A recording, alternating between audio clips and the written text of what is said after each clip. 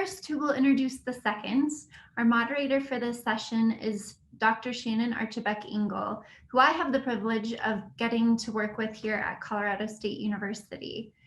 Dr. Archibeque-Engle is the Associate Vice President for Diversity at CSU. She has a long history when it comes to promoting equitable learning environments for students, faculty, and staff, and she also has an additional background in agriculture. Dr. Archibeque-Engle, thank you for being here with us today, and I'm very excited to learn from both of you over this next hour. Thank you.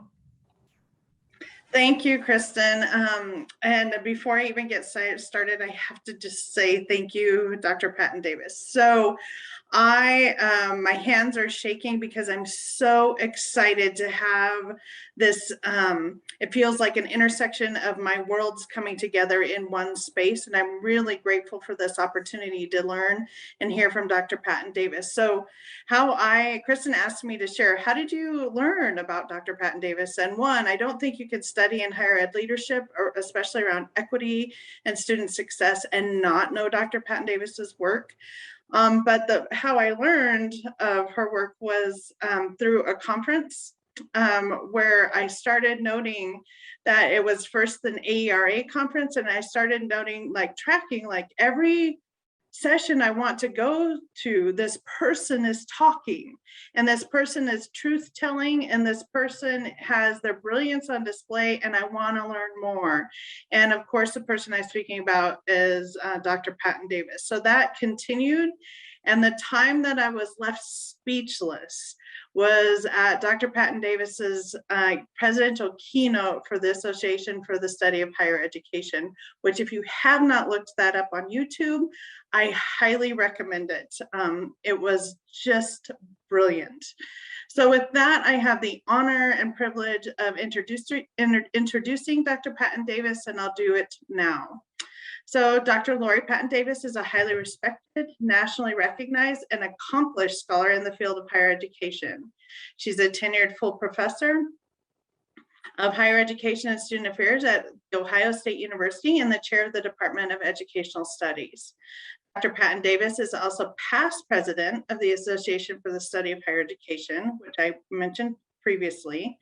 She is best known for important cross-cutting scholarship on race and racism in higher education, campus diversity initiatives, Black students, particularly girls and women in educational and social contexts, and college student development. She's the author of numerous peer-reviewed journal articles, book chapters, and other academic publications appearing in highly regarded venues such as the Journal of Higher Education, Review of Higher Education, Review of Educational Research, and Urban Education. Her research has been cited in multiple publications and funded by grants from the Spencer Foundation, Lumina Foundation, American Psychological Foundation, and other entities. She was the American Educational Research Association Division J Equity and Inclusion Officer for 6 years. American College Personnel Association members elected her to a 2-year term as inaugural Director of Equity and Inclusion on the association's National Governing Board. She has received many university and national awards for her teaching and scholarly contributions, and has been recognized in the Education Week Public Influence Rankings as one of the top 200 influential educators in the United States. She is frequently sought after expert in a wide range of educational topics. The Chronicle of Higher Education, Inside Higher Ed, Huffington Post, Diverse Issues in Higher Education, and dozens of other media outlets have quoted her and featured her research. She has also advised university presidents and other senior administrators, philanthropic foundation executives, culture center directors, and educators in urban K-12 schools. I would add myself to that list if in the cheap seats in the back where I also learned. So with that, Dr. Patton Davis, I can't wait. All right, thank you so much. That was a wonderful introduction. I had no idea you were in those spaces, so I'm glad to know that.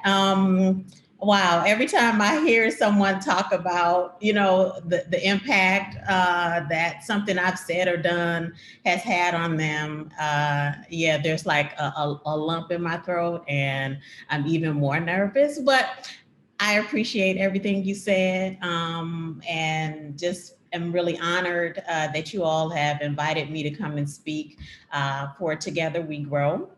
Hopefully, I live up to what Dr. Shannon, and please say your name again. I was missing it. I want to pronounce it correctly. Archibeque-Engle. What Dr. Archibeque-Engle shared about her experience. So I hope we can learn together over the next hour. So I will get started, but I have a question. I have slides. Do I have sharing capabilities? You do. You should be able to do share screen with that button at the bottom. There's Okay. a little up arrow. Okay.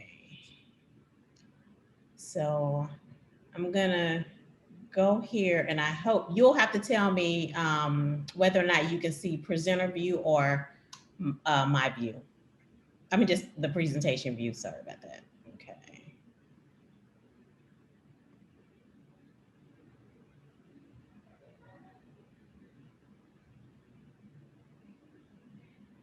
Okay, which view can you see? You're good? Okay, wonderful. All right, so the presentation for today, I was asked to speak to you all about critical race theory, which is an area near and dear to the work that I do and have done over my career. So the title is Critical Race Theory, a Primer for Together We Grow. And you all have already heard a little bit about my background, and I'm sorry, I have multiple screens up. So if it doesn't look like I'm looking at you, I am looking at notes and slides and all of that, but I'm very much present. I'm not checking email. Okay, so you know about my background. I try to be active on social media. So by all means, if something moves you, you can tweet or you can go to Instagram. I do more Twitter and Facebook than anything. But I always try to just share a little bit more about how I, enter spaces. One, I do consider myself to be a critical race scholar. I try to approach any work that I do from an intersectional standpoint. So I clearly understand how I show up as, a Black woman and how people might read that. I think about myself as a leader in progress. So never planned to be a department chair or an academic leader, but it kept calling me. And so I'm here doing the best work that I can.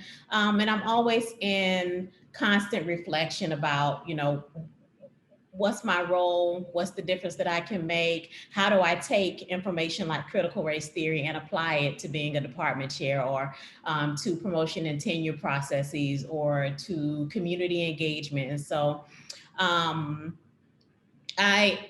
I thought it would be good to approach this conversation for you all by talking about what critical race theory is and how it can inform the collective work of Together We Grow. I did receive a PowerPoint ahead of time to introduce me to the organization. So I know a little bit, and I'd hoped to be able to join earlier, but was not able to. But my goodness, I'm hoping that what I share lands on the right note with you all today. Before I begin, I love to, provide definitions because I use language and I'm in an academic space, but I use language and I throw these words around, and I don't want to be presumptuous about where people are in their understanding of language. There are some caveats that I want to share before I even go into it. So when I've had conversations, whether they deal with critical race theory, race and racism broadly, I am open and honest, and my goal is never to tiptoe around an issue, but instead to really be purposeful in naming issues. And the information that I'm providing, is certainly designed to help us all grow, right? But growth is rarely ever comfortable. So if comfort is a goal, today you're probably going to be disappointed. But my challenge to you is to reflect on why comfort is important and at whose expense does your comfort come. And then we're also in a very challenging social political climate where there's heightened efforts to suppress voices like mine, to suppress work around critical race theory. So, you know, every time I give a talk or lecture or workshop on CRT or racism, and white supremacy broadly, I always think about the consequences, whether they're positive or negative. And similarly, I hope that you will engage in racial equity work and to be able to weigh the consequences and whether they're positive or negative. And so what would it mean for critical race theory as you all partner, right? And then I'm presenting this as an opportunity to share with you, but also hoping in the Q&A that I can learn more about you and the work that you're doing. And so let's get to these definitions, right? The first is just minoritized, right? So I don't use minority. And minoritized is how I talk about my status as a woman, a Black woman, in that I'm not a minority in every status, but there are certain situations that are that do position me as a minority, right? That minoritize me. And so it is a condition placed upon a person rather than a state of being. And so I think I like the last sentence. So instead, people are rendered minorities in particular situations and institutional environments that sustain an overrepresentation of whiteness. And so you'll hear me say minoritized in this presentation and not minority. The next is white supremacy, and we've heard this word a bit more, right? And I think historically we've thought about white supremacy in terms of the KKK and things like that. But white supremacy is an ideology, it's a pattern of values and beliefs, and they're ingrained in every system and institution in the US. And the undergirding thought around white supremacy is that to be white is to be human. And so to not be marked as white or to be constructed or seen as white suggests that your life is not as valuable, that it is disposable, that you might be subjected to abuse and misuse because you don't possess whiteness and the privileges and possibilities that come along with being known as white. And I'm going to talk more about that later. Racism, a set of institutional, cultural, and interpersonal patterns and structures. So when I think about racism, it is a natural, it naturally flows from white supremacy. But racism, when we think about white supremacy as a framing, racism doesn't exist alone. So it is connected to nativism, xenophobia, cis heteropatriarchy, classism, sexism, and all of these interlocking forms of oppression. And then lastly, critical consciousness, which is what I hope you all will take away from this presentation, but the ability to identify, critique, and transform social forces that produce inequity. It's really hard to disrupt social forces if we can't see them, or if we refuse to see them or are incapable of seeing them. And so it requires really deep, asking some critical questions and critical self-reflection so that we might generate strategies to disrupt racial inequities. So I've shared these definitions, but I wanted to talk just about some racial challenges. And I pulled these because I think they can kind of help inform what critical race theory is, or how we might understand critical race theory. So the first example I'll give, and I tried to pick people who were not part of Together We Grow. I don't want to put anybody on the spot, but this first example is just from the corporate world. If you follow the news, then you may have read the story some time ago about the Wells Fargo CEO apologizing after blaming the shortage of Black talent for the bank's lack of diversity. And one of the things he says as he apologizes, realizing the pushback and how people received what he said, in his response, he says, "It's clear to me that across the industry, we have not done enough to improve diversity, especially at senior leadership levels. And there's no question Wells Fargo has to make meaningful progress to increase diverse representation.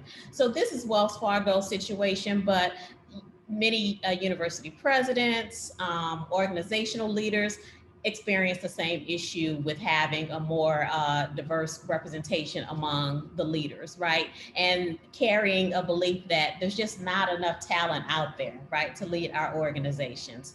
Thoughts like that are embedded in racial ideology. And so keep that example in mind. The second is a report that I found. It's an organization called Bond. Now they're in the UK, right? But white supremacy doesn't have boundaries or geographical boundaries. So what we experience in the US often is similar to other places, right? And so they did this report looking at NGOs. And what they found, they just surveyed 150 people.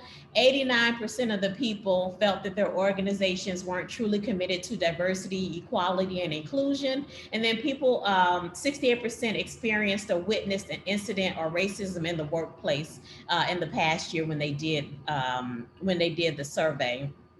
And only 11% strongly agreed that their organizations were committed to an agenda around race and racism. So if you think about this, if a survey like this had been done for your organization or at your institution, think about what people say or what the results might be. And I know in higher education, climate surveys are done all the time, right?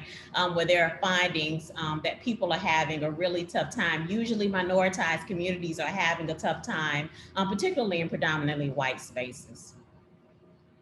And then the last example I'll give is just an article I had read some time ago. And as I was, pulling this together, I thought about this as a good example here, where at Western Illinois University, they were experiencing some real challenges with their president. And so if you know Western Illinois University, if you're familiar with the Midwest, which is a significant agricultural region, lots of cornfields. I know I'm from the Midwest. There were some significant issues with their president, but as these issues started to unfold, questions around race kept coming up. And so the guiding thoughts around his leadership was that he was bringing in unqualified Black students who were taking the place of more qualified white rural students, right? And so the town, there was lots of pushback in the town. The theater had a marquee up saying, fire him. Like there was a lot going on. So he eventually vacated the role, but it was heavily drenched in racist thinking, racist ideology.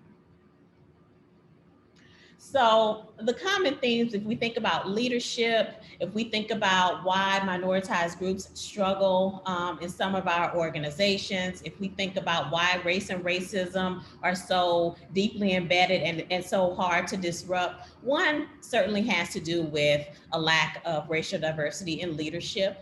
So one of the things my dean always says is that if you want to change the conversation, you need to change the people around the table. But in a lot of our organizations, the people around the table remain predominantly white, predominantly men. There are often ineffective procedures, strategies, and policies for people to move up along a pipeline, for people to, even get into an organization. Oftentimes there's a deprioritizing of race and racism or addressing that in an organization. And more importantly, the denial of racial realities, right? This belief that we're in a post-racial world because Barack Obama was president, right?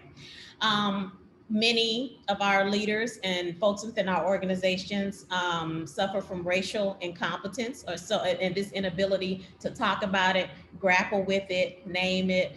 And one way we do this is by either minimizing race and racism or window dressing it. And by window dressing it, it is, we're going to hire a chief diversity officer and let them handle it. Or we're gonna, celebrate Black History Month, right? Or we're gonna do these things that make us look good, right? But they don't fundamentally shift the structure of how our organizations operate. And then just overall poor institutional responses. So the Wells Fargo CEO, that was kind of a poor institute. Nobody bought it, right? Because we know Wells Fargo and some of the challenges that they've had historically, right? So let's talk about these issues within the framing of critical race theory. By definition, critical race theory, and these are textbook definitions, right? Articles or whatever, a collection of activists and scholars interested in studying and transforming the relationship among race, racism, and power. So regardless of organization, race and racism don't matter unless there's some power associated with it, right? And if you are white, you have an opportunity to exercise power in ways that are different from people who are minoritized. If you're a man, you can often exercise power in a way that is different from women. So that's one definition. The other is from Bill Tate. It's a major goal of critical race theory is the elimination of racial oppression as part of the larger goal of eradicating all forms of oppression. And so if you recall earlier when I mentioned, racism, it's not racism that just exists alone, but it is racism, capitalism, sexism, all of these other systems of oppression, right? And so the thinking here is that as we address racial oppression, we're also providing an avenue to address other systems of oppression. So that's the textbook definition of critical race theory, right? I'm still trying to figure out how that's threatening and all of these pieces as we see the local news, or national news, but we can talk about that in the Q&A. Okay, so critical race theory has lots of tenets and concepts, and depending on who you ask and in what field you're in, you're gonna, you might get some diversity among responses, but I've included some tenets here on this slide that give you a general sense of what critical race theory is. So it is having an understanding or belief that racism is normal, right? It isn't something that just, I don't know, it's not an exception. Like every day, a person might experience racism. So it's in everything that we do, right? We don't get around it. So it's baked into our policies, the legal system, you name it. Racism is there, right? So that's one concept with regard to critical race theory. Another is that critical race theory insists that we challenge ahistoricism, right? So this belief that slavery was just Black people working, right? So not telling a full truth or telling or mistelling a story in a way that denies the true historical significance and the material consequences of that history. And so if we're doing critical race theory, we have to grasp onto the truth about our history, right? Another tenet is disrupting color blindness and claims of neutrality. So it is common for people to say, oh, I don't see color. I see you as a person. That's not true, right? And it's okay to be honest. If you see me as a Black woman, okay, I am a Black woman. The issue is what people do with that, or when color blindness is used to sort of erase issues that are racialized, right? The next is that critical race theory insists on centering racially minoritized or marginalized voices and experiences, right? So for much of what we know, what we learned in school, in history, there's been a primarily white voice that's been centered in what we learned. And so critical race theory challenges that and says that, when we think about authors in sociology, when we think about farming, when we think about agriculture, it's not just white farmers, right? It is Black people, Latinx people, it is Native American populations who have contributed to agriculture. Critical race theory explicitly names racism and white supremacy, so it doesn't call it anything else accept that, right? It explicitly names it. There isn't any coded language in critical race theory. Another concept is racial realism. And so Derek Bell, who is no longer with us, but generated this concept to basically explain that when we think about race and racism, it doesn't go away, right? And even though we know it's here to stay, that doesn't suggest that we stop fighting or that we give up on attempting to disrupt it and dismantle it. And so that's racial realism. And his belief is that if we at least acknowledge the fact that racism is here, like it's in much of what we do and how we live, but that doesn't mean we have to accept it for what it is, and that the fight for racial equity should always be ongoing. And then lastly, because critical race theory has grown in very different ways, so there's Lat crit, Asian crit, tribal crit, so there are all of these different frameworks or whatever to better understand critical race theory from the standpoint of different populations. But in terms of, you know, gender disparities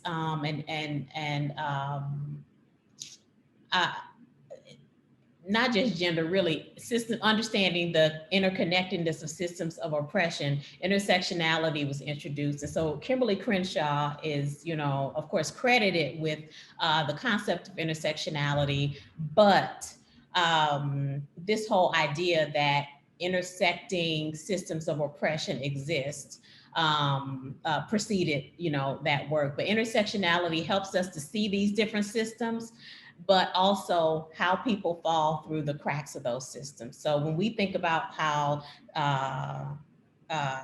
racism, sexism, and patriarchy intersect with one another, oftentimes women of color are pushed to the bottom, right? They fall through the cracks. So that's just one example. I want to spend more time talking about two particular concepts, right?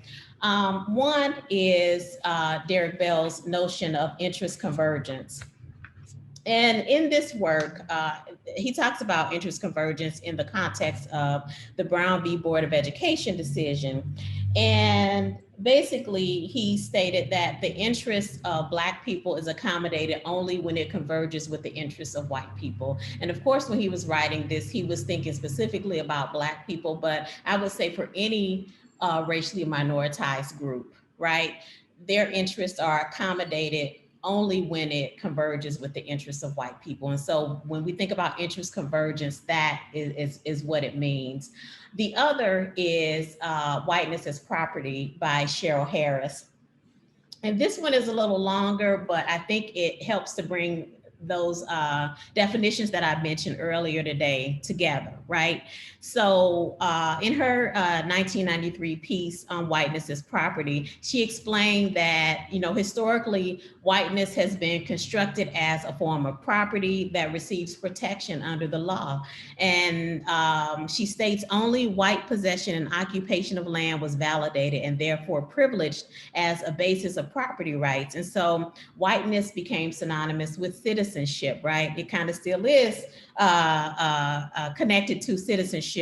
And whiteness is property that only white people can possess given their skin color. So you have to be red as white for this to work, right? So when we think about culture, language, and behaviors which comprise whiteness, they're all valuable forms of property that really aren't accessible to those who don't have white skin. And so she identified 4 property functions in whiteness. So one is rights to disposition, right? So what it does is renders white people full rights and ability to transfer whiteness from generation to generation. And the privileges associated with that. She also talks about rights to use and enjoyment, which allows white people to receive the full benefits associated with white privilege. And so in this regard, whiteness is sort of a resource that can be deployed at the leisure of white people, right? So think about, I don't know, a country club, right? Where the majority of the members are white people, right? Reputation and status property. So allowing white people to benefit from being known as white. And so what it does is it results in advantages of being perceived as well-intentioned, innocent, and trustworthy. And we can think about that if we talk about criminal justice, right? And why there's a nervousness when we're dealing with a Black man, right? Versus a white woman. And then the last is the absolute right to exclude, right? The right to exclude non-white people from espousing a white identity, right? So we have racial categories to distinguish us, right? And then the laws that were historically created to enforce this, right? And it can also occur in physical spaces, which we saw with school segregation, right? Organizational membership, access to information and resources. So this overall entitlement from which white people benefit. And so these two concepts, I think, really can be helpful in mapping onto the work that happens with Together We Grow. So Giles and Hughes stated, how is significant change possible if we accept the premise that nothing is broken, right? So the question I would ask you all to think about is agriculture and the agricultural workforce enterprise broken, right? And if we look historically, which is what critical race theory, so I'm going to take you through, it's a really superficial critical race analysis, but if I was going to write about this, these are the things that I would talk about in a critical race analysis. So I would talk historically about the enslavement of Black people as agricultural workers and their contributions to cotton and ultimately wealth, right? Wealth that built universities that they did not have access to. The dispossession of land and farms from Native American and Black communities via legal means, right? The persistent segregation of US farming and access to funding, housing discrimination and redlining in connection with food deserts. So if we think about urban, which is often read as Black or minoritized communities, they often don't have access to food, healthy foods, right? Natural foods. Land ownership is overwhelmingly white, and the beneficiaries of farm-related income tend to be predominantly white. The vast majority of farm laborers are considered to be Mexican. I put Latino, but I'm gonna just go ahead and say Mexican right now. The continued inequity of funding to HBCU land grant institutions in comparison to white land grant institutions. And the land grant mission has been critiqued so much to much of the literature talks about our institutions as land grabs, right? And so we grabbed it from somebody. The indigenous groups that have been relegated to reservations, and then the lack of Black leaders and managers when we think about agribusiness as you all consider the workforce and how it looks. So these are all pieces. If we go back to critical race theory, it insists on, one, looking at things historically. It insists on telling things with accuracy, with starting with the experiences of minoritized groups, right? With understanding how different systems work together. So racism and white supremacy, along with capitalism, that position people in particular ways. So this is important. And these are things that signal to me that perhaps it is broken, right? That there are things that need to be fixed because there is a historical legacy that is responsible for what we see today in agriculture. So if we want to question this and think about the collective work, then we need to ask questions like, how is racism and white supremacy embedded in agriculture via policies, procedures, processes, and culture? How does the agricultural history intersect with racial history in this country? Like, is that really a conversation? Because it should be. How often are the challenges that undergird a diverse agricultural workforce attributed to systemic racism and white supremacy versus, oh, you know, they're not interested in this, or, we don't see this as a group that typically does agriculture, right? How are racism and white supremacy explicitly named as opposed to relying on race neutral language in policies and practices? And then are the commitments to racial equity about reputation, right? Do we want to clean this up so that it doesn't mess with the flow of money into our organization. We need people to see us as caring about diversity. So let's do a nice commercial, right? Or is it about a real investment in having greater representation? And then who are the most vulnerable to racism and white supremacy? And if so, if we're thinking about critical race theory and centering minoritized communities, is their success the metric for overall success? So these are the type of questions that I would encourage you all to ask as you think about improving the agricultural workforce. So fixing what's broken. I get, I'm often asked, well, what should we do? I don't know, because I'm not in agriculture, but here's what I think you should do, whether you were in agriculture or not, right? So one is acknowledging that racism is real, right? That it has material consequences. It's not just something that's in the air that, happens and a person gets over it. It has material consequences. Let me give you an example. There's a statistic about student loan debt, right? That minoritized people, particularly Black women, have the largest student loan debt, right? That's a material consequence. That means that has implications. If you have loan debt, that has implications for whether or not you can buy a house, whether or not you can get credit, right? Whether or not you can ever get out of debt, right? Which is why it's a big conversation with the government right now. Racism has actors, so we all in some way contribute to how white supremacy works, how it operates, right? And we have to own that, right? That we all have some complicity and we all have some work to do. Purposeful reexamination and changing of policy. So making policies that are bottom up. And I love this article by Mario Matsuda called Looking to the Bottom. Derek Bell had a book called Faces at the Bottom of the Well. And so if we think about our policies and practices from the standpoint of the most vulnerable population, and we ask questions, how does it affect them?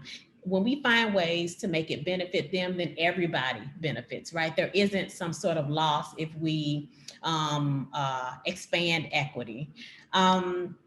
Recognizing the linkages between systemic racism and other forms of oppression. And that's where the critical consciousness comes in, because we're all in privileged positions. From our standpoint, we can, pretty much live and, if we wanted to, we could ignore that these things happen. But what that means is that we want to stay broken, right? We want the system to continue to benefit us while it disenfranchises other people. Avoiding performative anti-racism. So again, everybody wants a chief diversity officer now.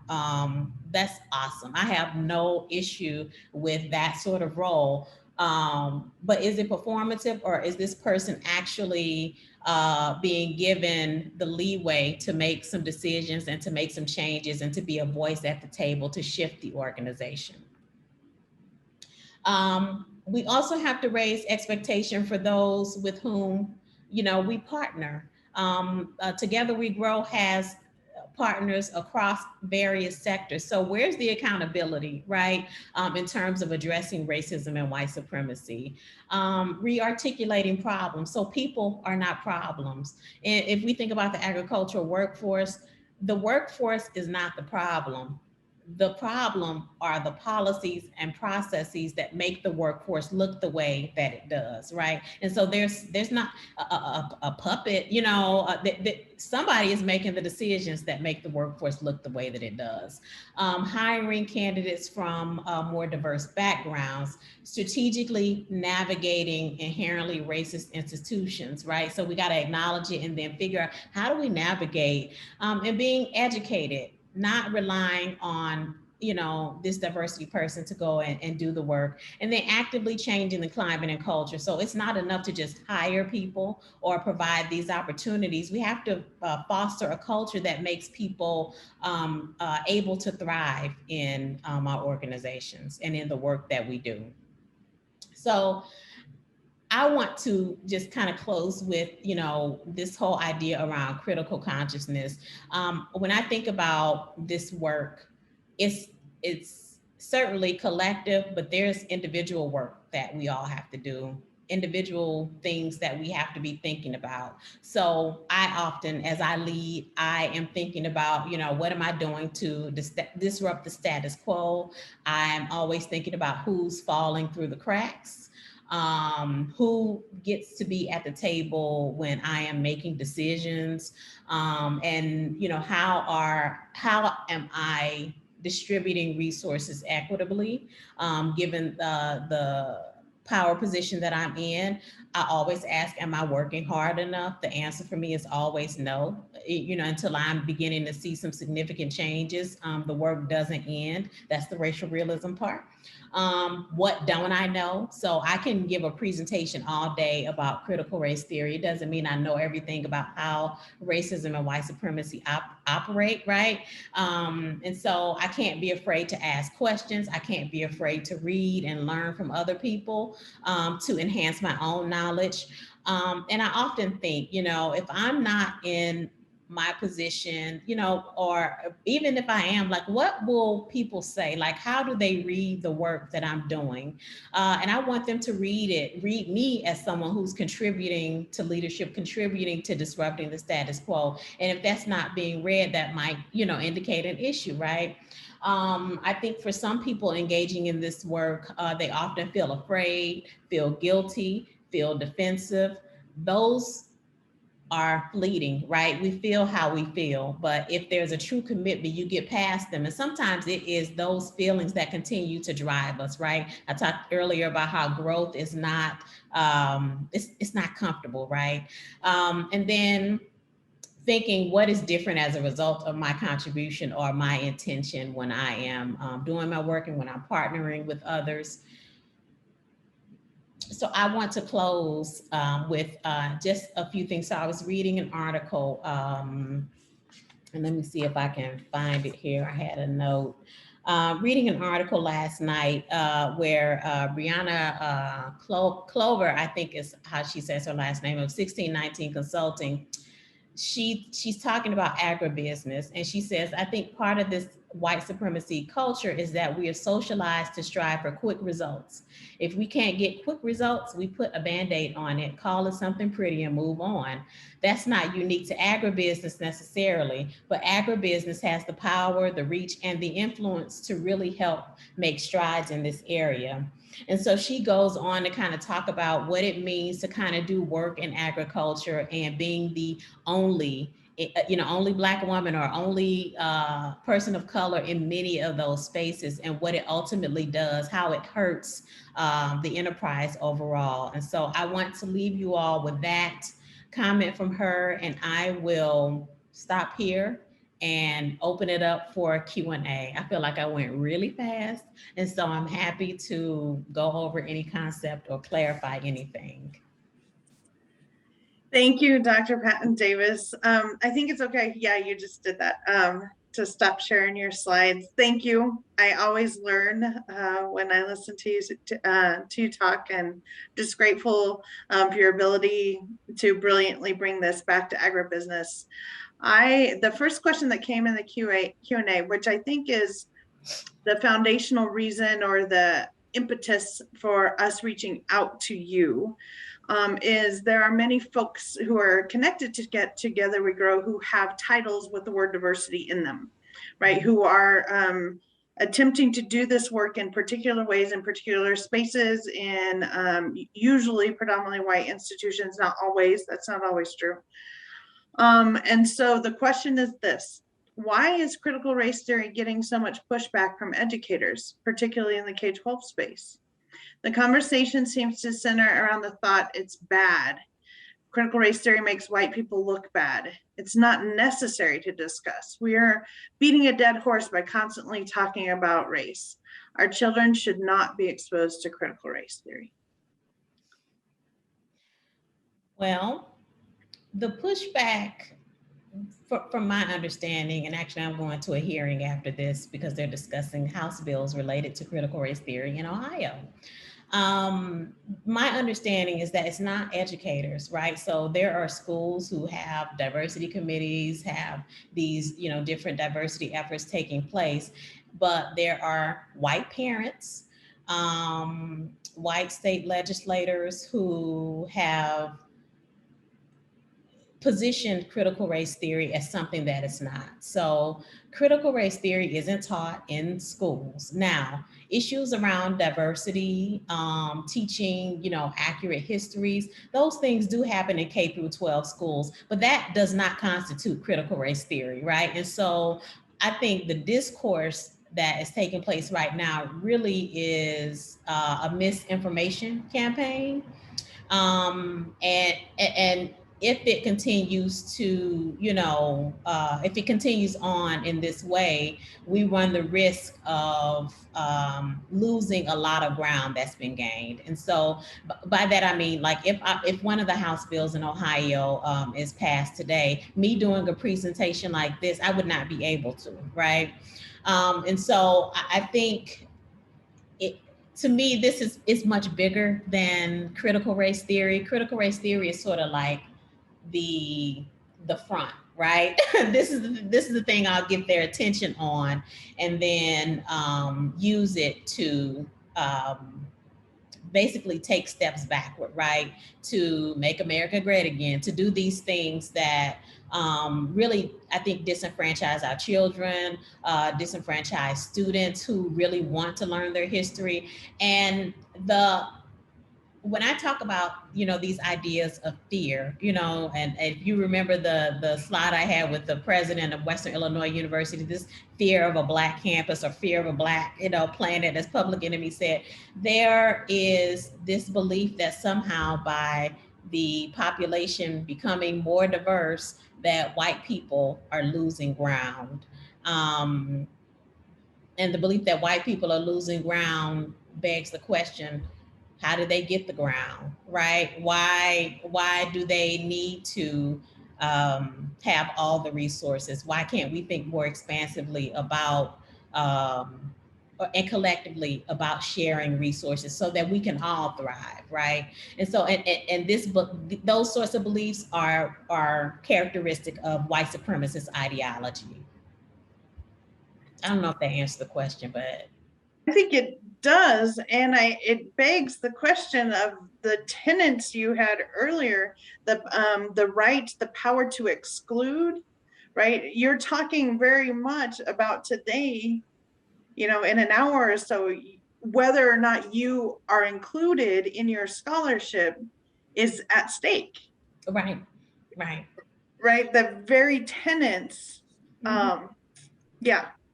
And you have to wonder, why is teaching a child, a full history of the U.S., how that does not automatically say white people are bad. Like it does, I think it's how you teach. We do have to teach the truth, but that to me doesn't necessarily, it should not translate to, I don't want my child being taught that white people are bad or that white people did this. But the reality is that slaveholders were white. Like, why do we have to lie to kids? And why do we, again, have to think about the comfort of white children at the expense of Black children? And that's the question that, is not on the table. Why is it that, if we want to feel comfortable, or if white people want to feel comfortable, then somebody has to feel uncomfortable to make that happen. And so I'll just stop there, but yeah.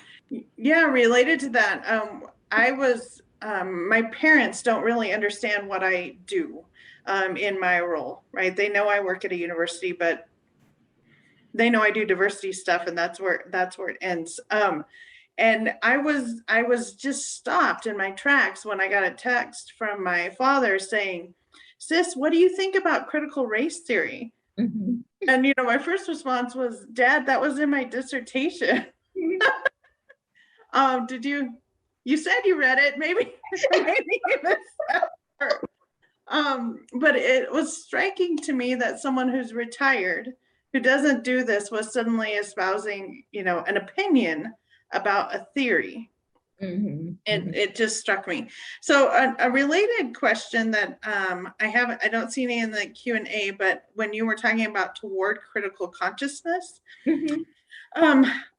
I thought what wasn't listed was the question, who benefits? And could you please expand on whether or not that should be included, could be included, or how that changes how we have a conversation about race and racism. You mean who benefits when we engage in critical consciousness? Mm-hmm. Wow, I mean, I think we all can benefit from it, but when the lack of critical consciousness means that in our conversations and in our spaces, that the status quo is there, right? We don't have to think critically about race. We don't have to think about racism. We can move on like it doesn't exist, right?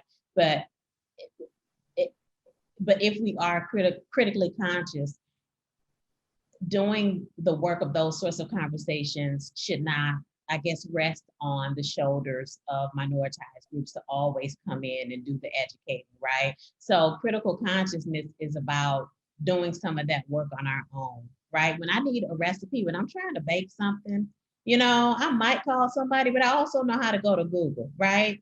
There are ways that we can educate ourselves that don't have to rely solely on people of color to come into the space to do it.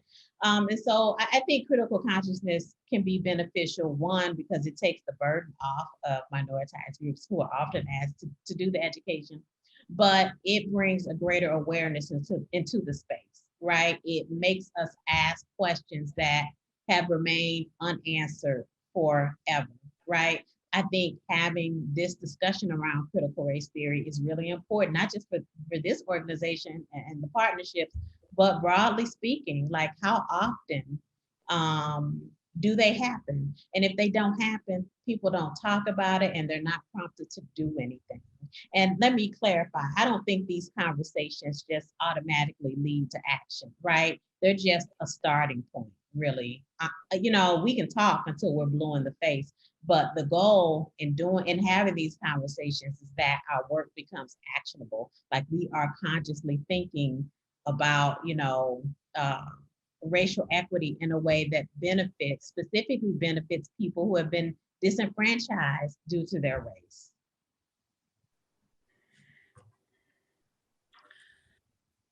This makes me, some of what you were talking about is who.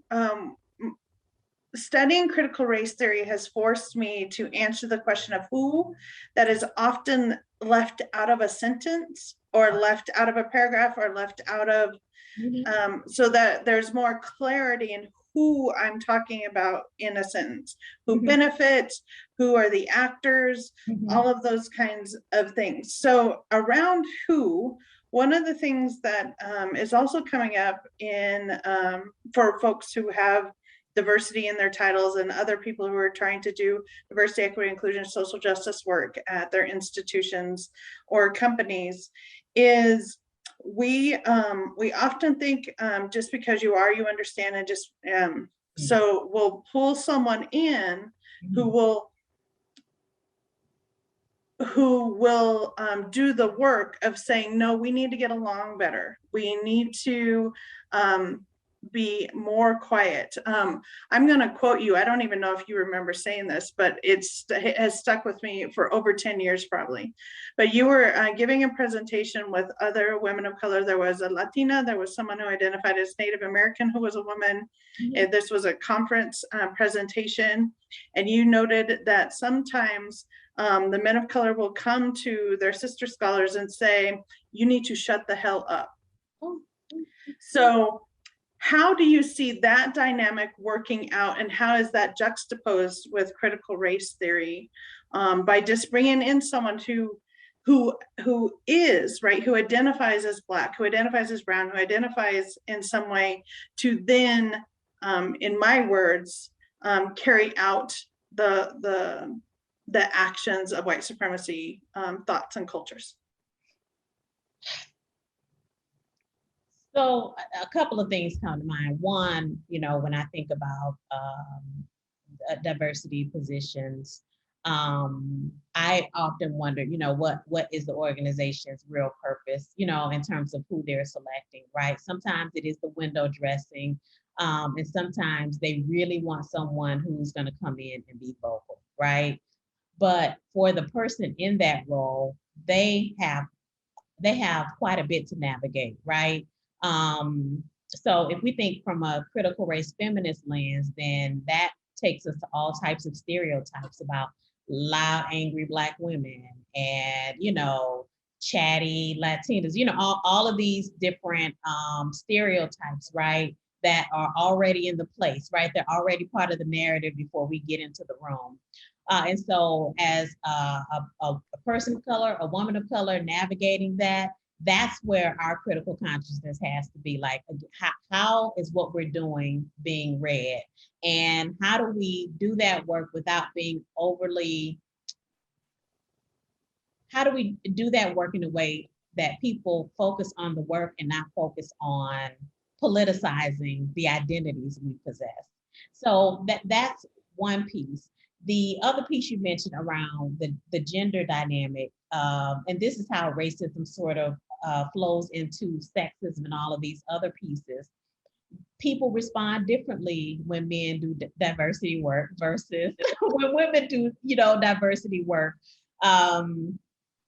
And there is a certain way that message and that information is received. And so again, that's where our critical consciousness has to be. I don't know if I was getting at what you meant, but I think if we think about critical consciousness broadly speaking, everybody has a certain avenue that they need to go down, right? So I think for people who haven't historically engaged in these conversations, haven't had the practice, have shied away, the critical consciousness is get in the game, like get in, speak up, say something. I've said this 1,000 times, and you may have heard me say, white people get your people, right? Because I'm exhausted at this point, right? So I need other white people to be able to do the work to grab another white person and say, hey, yeah, what you just said was racist, right? That's the critical consciousness for that group, right? I think for people in these roles, people of color who, have critical consciousness around experiencing racism, they have to navigate the terrain, right? Navigate the stereotypes, the expectation that you work twice as hard, right? All of these things that come along with being a minoritized person. So I think when I think broadly about critical consciousness, it's just, I don't know, it's robust. There isn't one way that we go about it, but there are different expectations based upon our identities. That's what I was trying to get out. So the last question, before you go to your hearing, Okay. which I'll be thinking about you. As you enter in a conversation, so in your introduction, it named that you advise people, lots of people, presidents, CEOs, these types of folks around diversity, equity, and inclusion. What is your leading question you ask them to ponder? Oh, that's interesting you asked that. I usually, before I even go into consulting, I already kind of know what the issues are. And so it isn't at the beginning, it's at the end. I ask, what are you going to do with this report? Like, I've written so many reports, and I feel like the work I've done has been treated as a window dressing, right? We had this consultant come in, she offered, these recommendations. Okay, let's file this report away. So I am always like, at this point, I don't even do reports anymore. I'm like, I'll do a presentation, because I don't want to expend my energy like that anymore. But I when I was doing consulting work, I always wanted to, well, how will this report be used? Who will, see this report? Who will I have an opportunity to present this report to?